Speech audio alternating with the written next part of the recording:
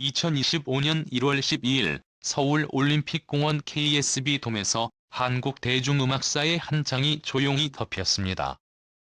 반세기가 넘는 시간 동안 무대를 지켜온 나훈아가 마지막 노래를 남기고 공식 은퇴를 선언했기 때문입니다. 그날의 분위기는 단순히 한 가수가 퇴장하는 순간이 아니라 한국인의 감성과 기억 속 깊이 자리한 상징이 사라지는 듯한 묘한 허전함으로 가득 차 있었습니다. 오랜 세월 가왕이라 불리며 대중의 삶을 노래해온 그가 무대 뒤로 물러난다는 소식은 세대를 초월한 충격으로 다가왔습니다. 언론과 대중의 시선은 곧바로 그의 음악적 업적을 넘어 한 가지 질문으로 쏠렸습니다. 58년 동안 활동한 그가 과연 얼마나 벌었을까? 수백억 원대의 재산 추정치가 보도되며 화제가 되었지만 정작 그의 삶과 발자취를 들여다보면 돈의 액수는 부차적인 문제임을 알 수 있습니다. 중요한 것은 그가 어떤 방식으로 노래했고 어떤 철학으로 세상을 바라봤으며 어떻게 대중과 관계를 맺었는가 하는 점입니다. 그의 재산 구조를 들여다보면 가장 큰 축은 저작권료였습니다. 1966년 데뷔 이후 약 3,000곡을 부른 그는 그중 800여 곡을 직접 작사, 작곡하며 매달 수천만 원에서 많게는 1억 원에 달하는 저작권 수입을 꾸준히 얻었습니다. 은퇴는 무대에서 물러남을 뿐. 저작권이라는 유산은 앞으로도 오랫동안 그를 살아있게 만들 것입니다. 또 다른 축은 콘서트 수익이었습니다. 나훈아의 공연은 언제나 전석 매진을 기록했고 은퇴 투어에서는 그 열기가 정점을 찍었습니다. KSB 돔 공연은 무려 5차례 전석 매진을 기록하며 수십억 원대의 매출을 올렸습니다. 그러나 그가 남긴 것은 단순한 숫자가 아니라 공연장을 찾은 관객들의 가슴 속에 각인된 감동과 기억이었습니다. 부동산 또한 그의 자산 중 일부였습니다. 공개된 기록에 따르면 한남동 상가주택과 경기도 양평의 토지를 포함해 수십억 원 규모의 재산을 보유했습니다. 그러나 흥미로운 점은 그가 언제나 돈을 단순한 소유의 수단으로만 여기지 않았다는 사실입니다. 과거 그는 아내 명의로 미국 주택을 넘겨주기도 했고 이혼 당시 여자는 돈이 없으면 살기 힘들다라는 이유로 전 재산을 위자료로 건넨 일화가 전해집니다. 이는 단순한 재산 분배가 아니라 타인의 삶을 배려하고 책임지는 태도에서 비롯된 행동이었습니다. 위에서는 카리스마 넘치는 가왕이었지만 그의 예술 철학은 단호했습니다. 삼성그룹 회장의 사적 초청에도 나는 대중예술가다. 공연 티켓을 사는 관객 앞에서만 노래한다라며 거절한 일화는 잘 알려져 있습니다. 권력과 돈 앞에서도 흔들림 없는 신념을 지킨 그는 오직 관객과 무대만을 바라보는 예술가였습니다. 방송 활동을 줄이고 무대에만 집중한 것도 같은 맹학이었습니다. 그는 아무 데서나 볼 수 있는 별은 별이 아니다.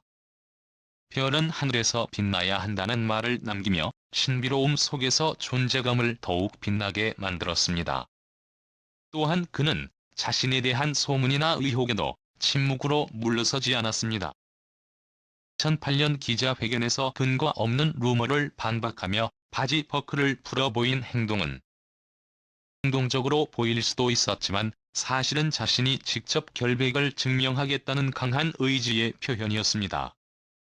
대중이 소비하는 이야기의 주도권을 결코 남에게 넘기지 않았던 그만의 고집스러운 태도가 엿보입니다. 1970년대 가요계를 이야기할 때 남진과의 라이벌 구도를 빼놓을 수 없습니다.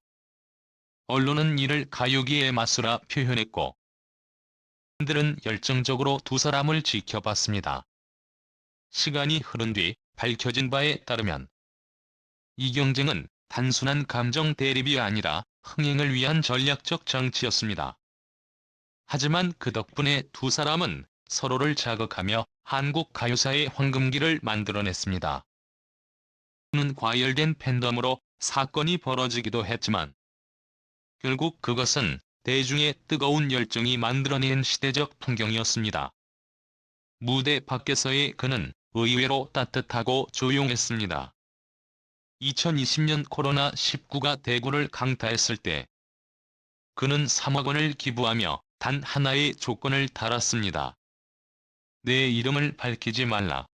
시간이 지나 그의 이름이 알려졌을 때 대중은 무대 위의 강렬한 가왕이 무대 밖에서는 조용한 영민과 배려의 사람임을 새삼 깨닫게 되었습니다. 나훈아의 업적은 단순히 재산이나 히트곡 수에 있지 않습니다. 그는 트로트를 소극장 음악에서 대형 공연장으로 끌어올린 주역이었고, 가수를 단순한 연예인이 아니라 아티스트로 자리매김하게 한 선구자였습니다. 공연은 단순한 노래가 아니라 연출과 스토리텔링이 결합된 종합예술 작품이었습니다. 신비주의 전략과 철저한 자기 관리로 스스로를 가왕이라는 상징적 존재로 만든 그는 결국 한국 대중문화의 거대한 아이콘으로 남았습니다. 은퇴를 알리며 그는 담담히 말했습니다. 안 해본 것 해보고 안 가본 데 가보고 먹어본 것 먹으면서 살겠다. 평생을 무대에 바치며 절제된 삶을 살았던 한 예술가가 이제는 단순히 한 인간으로서의 삶을 살고자 하는 소망이었습니다. 화려한 조명이 꺼지고 무대가 닫히는 순간 그는 오히려 자유를 얻었습니다. 그는 끝이 아니라 새로운 출발이었습니다.